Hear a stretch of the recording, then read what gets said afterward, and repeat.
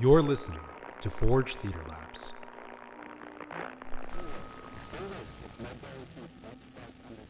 Update April 26, 2075. Brought to you by Radio Free America. Where we spread a message of dissent opposing the current authoritarian regime. Because our winters have gotten so cold. Thanks, global warming. The tanks are stuck in the snow.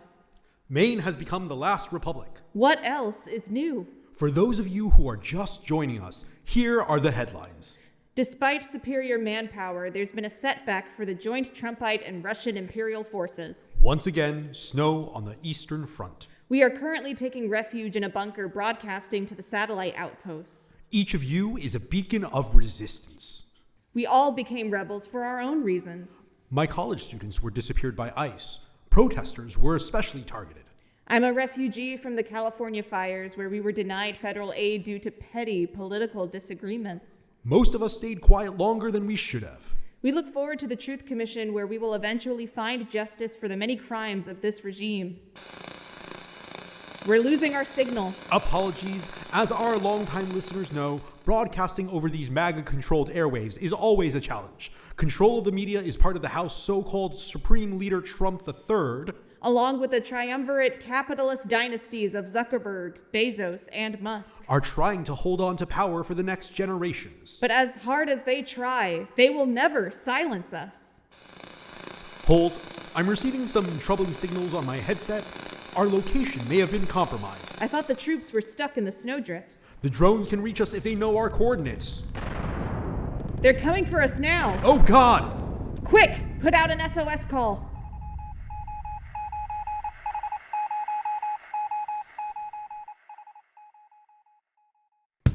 You're listening to Forge Theater Labs. Where does that idea come from? A podcast devoted to exploring theater history. Is anything that original? Concepts and storytelling. Isn't that just an assumption? And the creation of theater from behind the scenes. How do they even do that? This is Forge Theater Labs. History, innovation, perspective. This episode was brought to you by Forge Theater Labs and in part by the Circular Series. Forge Theater Labs is devoted to innovations in theatrical direction, choreography, design, dramaturgy, and beyond. Through re-examining established conventions and assumptions, we craft theatrical experiences that resonate deeply with audiences today and inspire the future of the craft.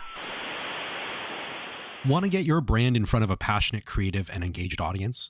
Forge Theater Labs is looking for partners to sponsor this podcast and join us in bringing bold, innovative theater to life. If you'd like to place an ad right here, reach out to us at marketing@forgetheaterlabs.com. forgetheaterlabs.com. It's a simple, powerful way to support the arts while sharing your message with listeners who care about creativity and community. Again, that's marketing@forgetheaterlabs.com. Let's build something extraordinary together, and long live the regime. What is that? Great Scott, get in! Do I know you? Chances are you are familiar with a classic filmic representation of me from the 1980s. I am the inventor Dr. Emmett Brown. Wait, as in the Doc Brown from Back to the Future? One and the same. You gotta be kidding me. I answered your SOS call. In a DeLorean. I wish we could meet under better circumstances. You've been living in a particularly dark alternative timeline.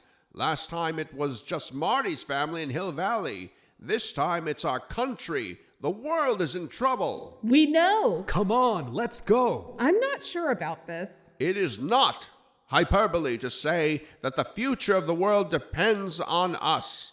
And this place is going to blow up in a matter of minutes. When you put it like that. Watch your heads. Buckle up.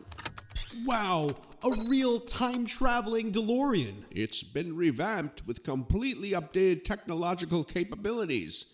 But the classics always have more style. This is so cool. Time circuit's on. Our coordinates are being calculated. What time are we traveling to? We are no longer required to input a date or destination.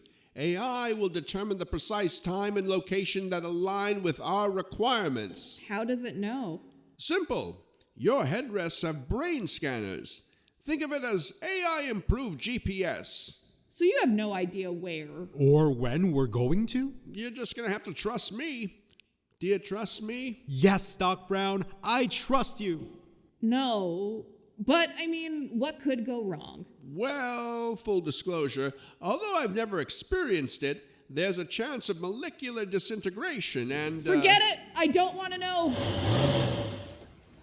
Yeah, there will be slight turbulence when we shift out of hover mode. 88 miles per hour, here we come. Don't worry, Maya. Where we're going, we don't need roads.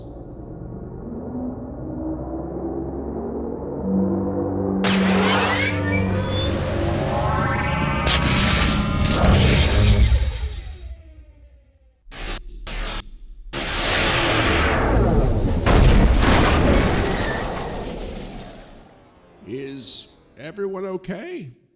Well, I'm still intact. I really need to perfect my landing technique. Where are we? According to this tracking device, we have been transported to the Acropolis, Athens, 411 BC. Why go back so far in time? When trying to save democracy, why not go back to the birth of democracy? I guess that makes sense. I can't believe I've gone back in time with Doc Brown. Back to the Future is one of my favorite movies. I wasn't a fan of the third. That was the best. Just like a lot of the past, the Wild West just doesn't do it for me. Unfortunately, it looks like we've crashed into a building of some kind. Let's hide the DeLorean behind it and figure out what we do next. Uh-oh. What do you mean, uh-oh? I gotta check under the hood.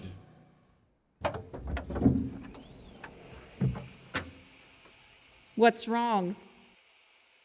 What happened to Mr. Fusion? Mr. Fusion has been obliterated. Oh no. Unbelievable! In all my tests, Mr. Fusion was virtually indestructible. Well, can you fix it? Of course I can fix it, once we get it to the closest garage. You just said we were in ancient Greece. Oh yeah, well, this is a predicament. So we are stuck here. For the time being. But in my experience, there is a valid reason we have been brought here. Maya, we're reporters, so come on, let's go investigate. What was that crash? What have you done? Who are you? I am Lysimacha, priestess of Athena, Polias. And who are you? Ma'am, I'm Josh. This is Maya. Just call me Doc. The prophets predicted I would be meeting strange visitors from far away today. You have no idea. Did the prophets say why? These prophets are always cryptic. What a mess you've made. Dionysus will be most displeased. The scheme will need to be fixed to be the backdrop for the performance later today. We're so sorry. You must make offerings to calm the wrath of Dionysus.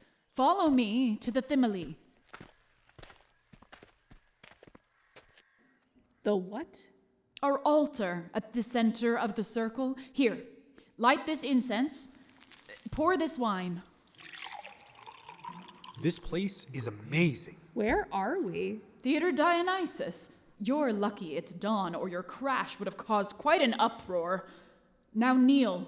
Come on, we don't have time for this. You show any more disrespect, these offerings will not suffice. You will have to slaughter a goat. Okay. I'm kneeling. Dionysus is likely sleeping soundly after a night of revelries. Your god is asleep? Some folks feel like our god is asleep too. We must wake him before the plays begin. O Dionysus, god of theater, of wine, of revelry, forgive these travelers. They know not the ways of your followers. We come in supplication. We, along with all the citizens of Athens, come to honor you during your festival. All the citizens? They're coming here? Yes, it's a big day. We must prepare. You may stand. What do you think you're doing? I'm, tasting this wine. Maya, I think it's like holy wine? Look, I need to calm down, okay? Here! I'm toasting to Dionysus. Quiet down. We don't want the guards coming. I wasn't speaking that loudly. This place has amazing acoustics. That way you hear every word, even in the last row. Music is central to our theater. Theater started as a chorus singing hymns to Dionysus. Ah, it is a sign Dionysus has arisen. He is with us now. Or maybe it's musicians and singers rehearsing nearby. O ye of little faith. Eventually, the actor Thespis stepped out and responded to the chorus. Ah, from Thespis we get thespian. There are Greek origins for so many of our words. Are you a student of linguistics? I dabble. Then you must stay for the plays. The festival is so important that it is customary for us to call a truce to war. We put aside our differences and celebrate together. Really? Wars stop for theater? Can you imagine that? It sounds like some kind of theatrical Arcadia, where everyone is equal. Well, not exactly. Women and slaves, usually prisoners of war, are not considered citizens. Most women sit in that section over there and are only seated once all the men have found a seat. And women are not allowed to perform. Why not? It would be improper. Male actors play women characters. I can see why the conservatives ban their plays. Most of the women of Athens are expected to be happy as mothers and wives. I wish we could say it's much different from where we come from, but like the ancient Greeks, MAGA is scared of women in power. We've seen that ever since Roe v. Wade was overturned in Project 25. Women have had increasingly less autonomy and control over their bodies. As a woman of particularly noble birth, I am an exception in Athens. I have risen to power as a religious leader to the highest possible position for a woman. I have my own prohedria, a seat of honor, in the front row here, with my name inscribed in the marble right here. Wow. The gods have been good to me. We all need the goodwill of the gods today. Aristophanes' Lysistrata will be performed for the first time. Wait, I've heard of that play, but I've never been able to get a copy. Where we come from, it's been banned for years. Censorship is always the worst enemy to the muses. What excuses did they come up with? If I remember correctly, some have called it obscene. It was banned by the Nazis during World War II, again banned, or as we like to call it, rubioed, in the national headquarters of Mar-a-Lago during Trump's third term. Around the same time, liberal was officially declared a swear word. Aristophanes makes fun of our leaders with them sitting in the front rows, but his plays have never been banned. You see, in our time, quality education is being limited to the extremely wealthy. So few of the younger generation know how to read anymore. And many books and artworks have been banned by Trump University. What a shame. Live theater has been stamped out. Way too many so-called woke snowflake transgressives. I have no idea what any of those words mean. Oh, don't worry. They don't know either. Our government supports the theater. It is a great honor to be a choragus and sponsor a play. At the foot of this hill, we held a proagon, a pre-contest where the playwrights gave an idea of what the play will be about. Oh, like a preview. Aristophanes' satires are often controversial, but based on the people's responses, I'm a little worried Lysistrata will be dismissed as pure fantasy. Critics still tend to dismiss comedies. Comedies rarely win Oscars. An Oscar? An Academy Award. Oh, we love awards. We thrive in competition. Just like the Olympics, we give honors for plays. Sophocles wins the most, but the comedic playwrights are not as respected. So why is this play so important? This play is very personal to me. The Peloponnesian Wars have been waged for as long as I can remember.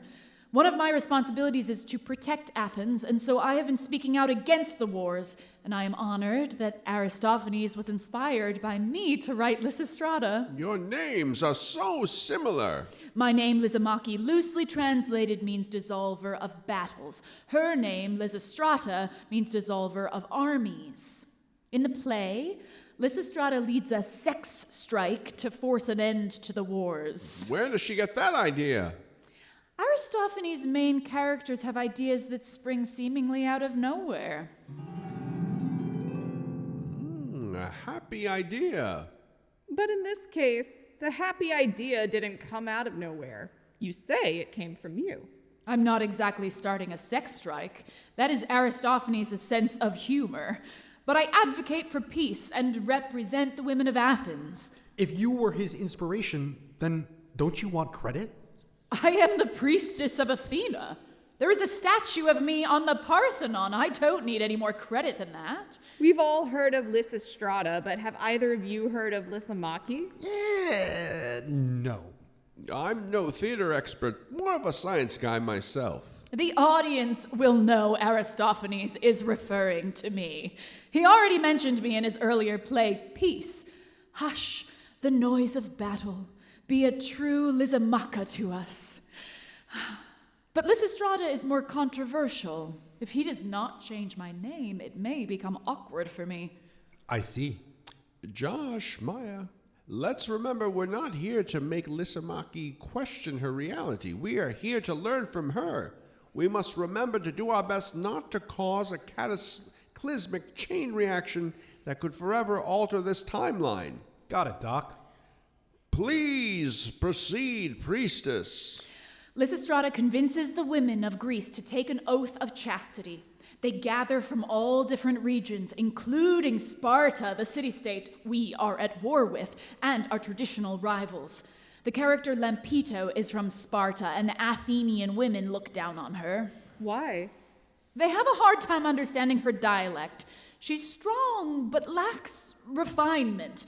While we Athenians are known for our democracy, literature, and art, Spartans are known as warriors. But the women are able to find common ground because we are all sick of war, of death. The women of Athens have been taught to be subservient, but together they stand up to the men. What if your women insisted on peace? How about the rest of us fighting for peace as well? What I surmise from that Lysistrata's success is that coalitions are not only necessary, but integral to initiate change. But isn't live theater outdated? Now, wouldn't it be easier to spread dissent through media that can reach the masses? Since authorities are tracking every mediated form, I have hope that the very ephemeral nature of theater can be its secret weapon. Theater makers can meet in untraditional spaces with comparatively little funding. Plus, I don't know about you, but I'm feeling starved for human contact. There have been numerous scientific studies that demonstrate gathering together, sharing stories live, spreads human empathy. That has been declining, especially since the rise of social media. Marty, come in, Marty! As in Marty McFly? Lysimacha, do you mind excusing us for a moment? I have to go get some more wine anyway. Somebody drank it all. Sorry about that. My wrist transmitter must be damaged. So where is Marty? Oh, the team had to break up. Marty is trying to locate the precise moment when your timeline went awry. A crucial turning point that led to Donald Trump becoming president of the United States not once but twice. Inconceivable! And to think I didn't believe Marty when he told me the actor Ronald Reagan became president. I mean, he'd co-starred with a chimp. Who knew the Biffs of the world would get so much power? Because of this unexpected shift, there are many innocent people disappearing from photos as we speak. Do you think that Trump found out about time travel and found some almanac or something? Has he been using it to his advantage to predict the future? Like Back to the Future 2? No, Trump would have made a lot more money if that was the case. Although we do suspect Elon Musk may have snuck into the future and stolen something. That tracks. I'm here, Marty!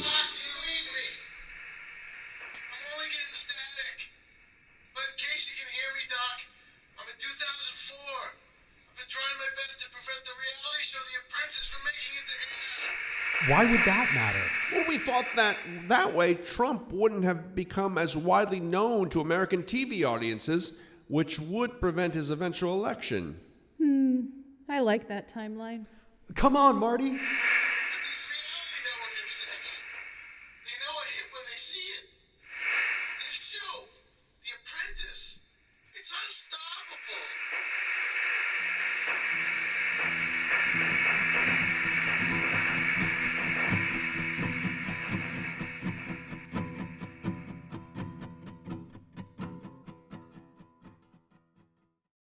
At Forge Theater Labs, we want this podcast to be as collaborative as it was when we created it. That's where you come in. Have an idea for a future episode, a guest you'd love to hear from, or just thoughts on how we can make the show even better? Feel free to email us at info@forgetheaterlabs.com. ForgeTheaterLabs.com. Your voice shapes the stories we tell, so don't be shy. Let us know what you think.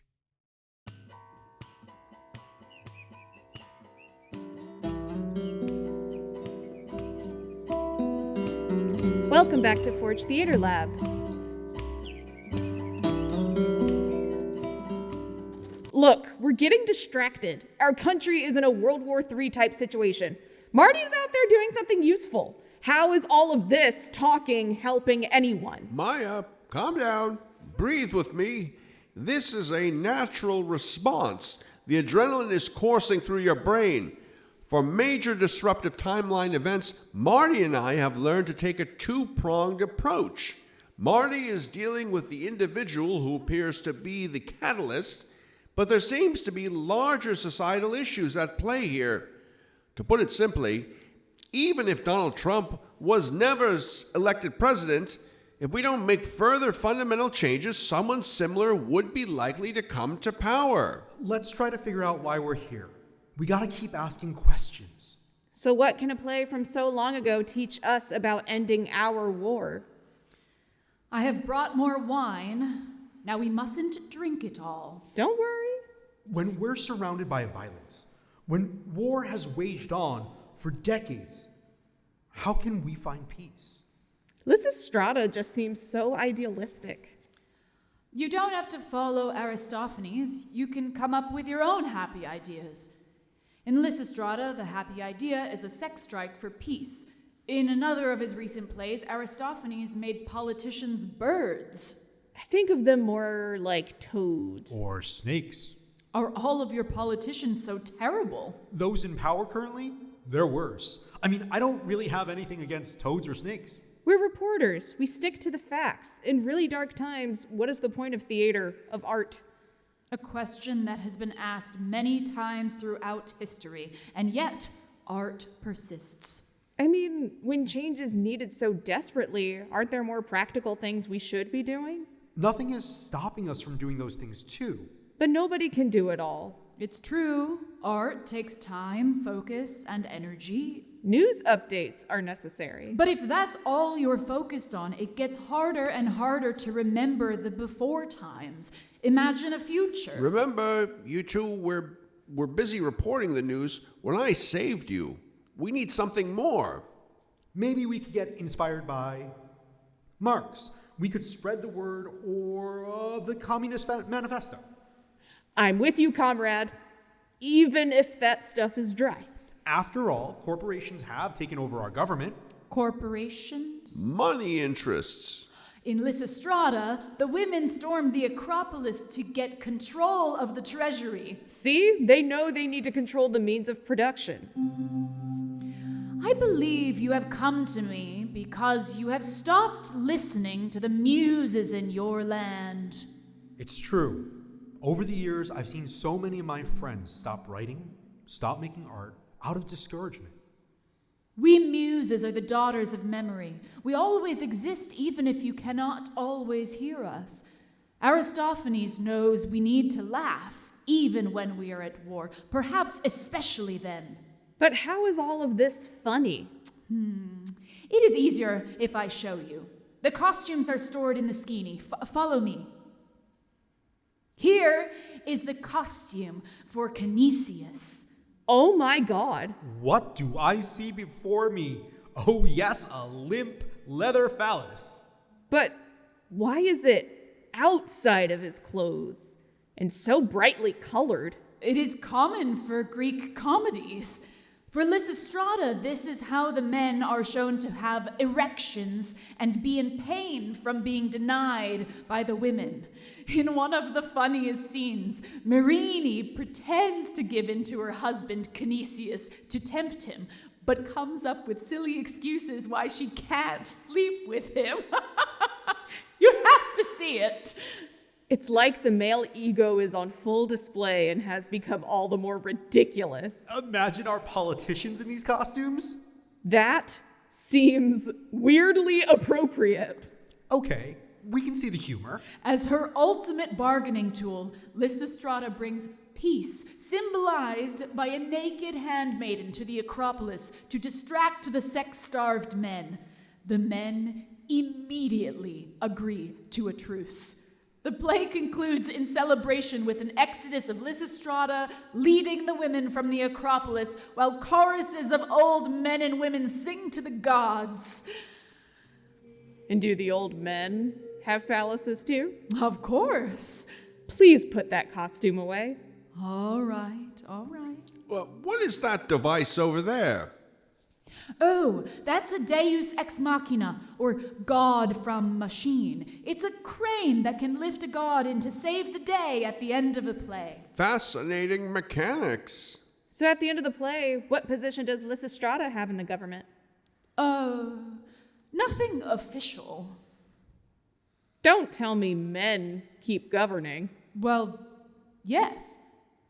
It kind of feels like Lysistrata sold out. Or to be more accurate, Aristophanes sold out. Once peace was announced, he had Lysistrata give up and leave her spot at the bargaining table. Peace without equality is just oppression. Comedy has a release of Dionysian revelry, but often returns to a sense of order. Usually there's some sort of unification. Like how Shakespeare's plays often end with a wedding. I don't know who this Shakespeare is, but I suppose so. But at the end of Lysistrata, the power structures remain the same. The women go back to their homes. Am I right? Well, yes. Lysistrata traded in women's hard-fought power for a truce for the Peloponnesian Wars, but it sure didn't end war altogether. The ending needs work. How dare you? I have been patient long enough. First, you desecrate the stage with your strange chariot. Then you resist making offerings. You ask me all sorts of bizarre questions. Speak to voices coming out of your wristbands. You must be crazy, because then you tell me I'm not going to be remembered. You insult Aristophanes, and she drank all the sacrificial wine. I should turn you into the guards. We're sorry. We didn't mean to insult anyone. Come in. Marty! Still no reception. Claire can't get through to you either. But in case you can hear me, Jules and Vern have gone on the time-traveling train. You know they wanted to help. They took Einstein Jr. with them. Well, they've never time-traveled on their own before. My boys are lost in time. I gotta go. Let us come with you. We can help find them. Priestess, please. We need your help. Lysimacha, do you have children? Yes. Then you understand. I need to get home to save my boys. They are my whole universe. What were the names of those cranes? Deus ex machina. That's what we need. It feels like our whole world could use a Deus ex machina right now. It looks like we're going to have to pray to the whole pantheon of gods. What we really need is a bolt of lightning. Oh, then we must pray directly to Zeus. Great Scott, of course! Why didn't I think of that?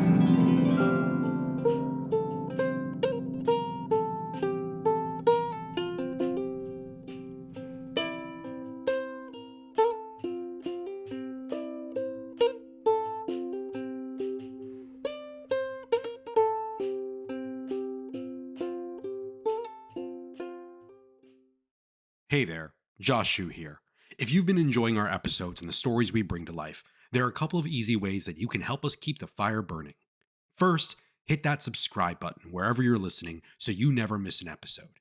And if you want to take your support to the next level, you can buy us a coffee or even join our Patreon, helping us create more bold, design-forward, and innovative theater experiences. You'll find all the links on our website at forgetheaterlabs.com. Your support, whether it's a subscription, a donation, or just sharing the show with friends, makes a huge difference. Thanks for helping us forge ahead.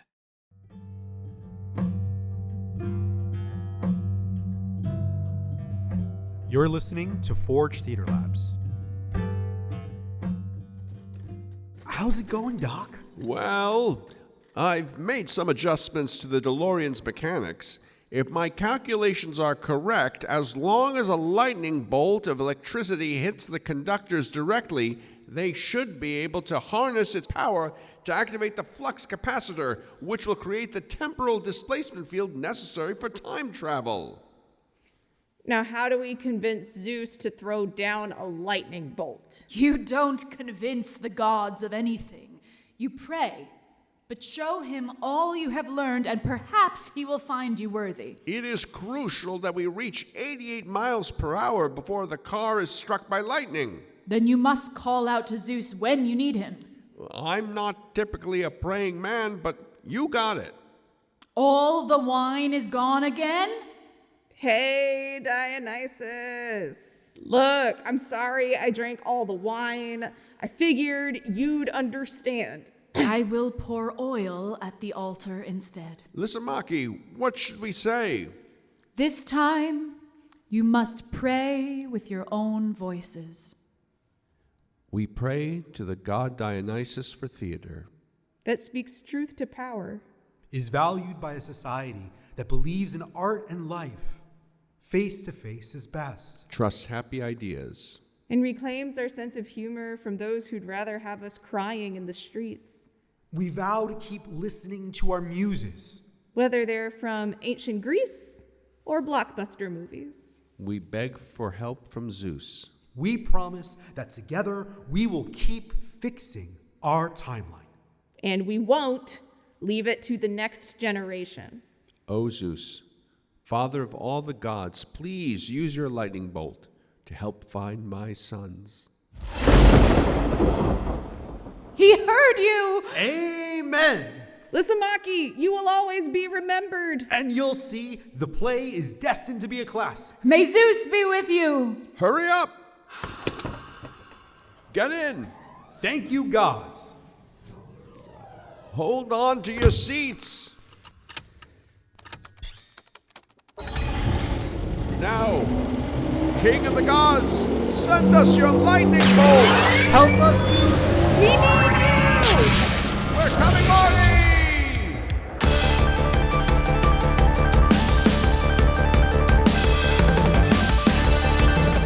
This episode was written by Alicia Tycer and produced by Joshua M. Shue and Maya Williams. Story editing and dramaturgy by Rachel Price Cooper. Audio design and editing by me, Sam Rappaport. Featured performances by Mark Rubin as Doc, Kendall Cooper as Lysimacha, and Sam Rappaport as Martin. Incidental music by Connor Linehan. Closing music by Super Order.